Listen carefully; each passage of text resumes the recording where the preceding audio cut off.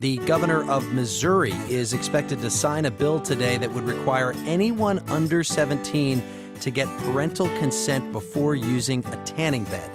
Now, that may sound like just another headline to you, but to Dr. Brinda Balaraman, it's the end of a 7-year journey. She's a dermatology resident at Washington University School of Medicine in St. Louis, and she's with us now. Brinda, welcome.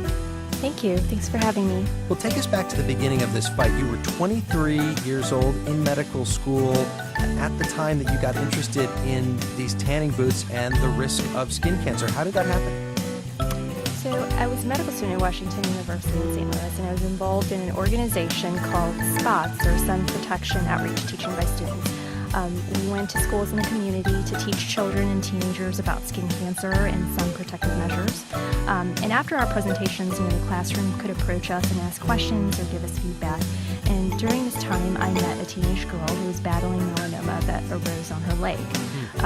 She frequently used tanning beds, but was never, ever warned about the risk of skin cancer from these devices.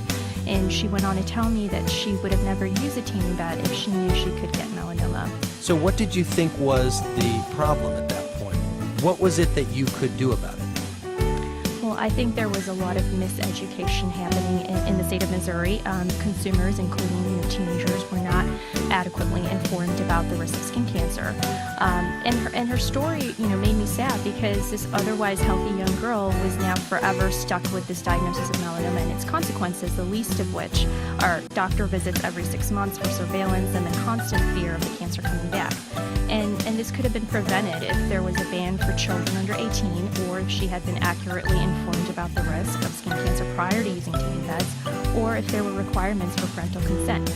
And informed consent can also be very challenging. I felt like I had to go to medical school to truly understand what it means to have melanoma and the weight of that diagnosis. I can't imagine that children or teenagers or even adults unfamiliar with medical language would be capable of understanding the magnitude of the health risks associated with indoor tanning and melanoma.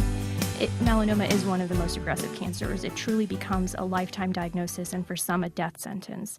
Created using Powtoon.